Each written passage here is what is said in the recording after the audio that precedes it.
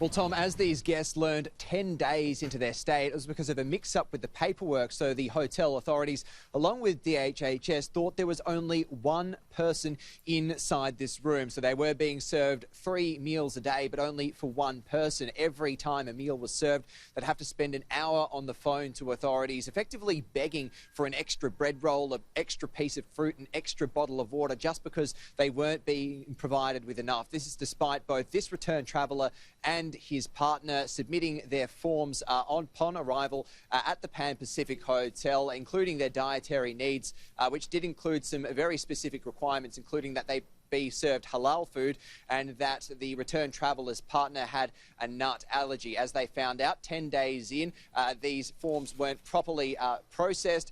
The authorities thought there was only one person in that room, and so they were provided only food for one person. They also further learned upon this that they weren't being provided halal food up to that point. Take a look. When we had a shortage of food, I would feel embarrassed to be able to call and be like, hey, can I get another meal, or can I get another piece of bread roll, or can I have a bottle of water?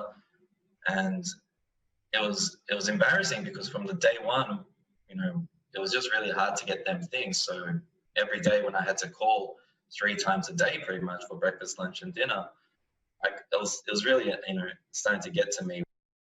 Evidence really builds upon what we heard last week, the continually mixed messaging guests received at these hotels, the constant mix-ups with data entry and paperwork. This hour as well, we've been hearing from a second private security guard explaining some of the differences really between the designated COVID hotels and so-called clean hotels where most of the return travellers were sent to.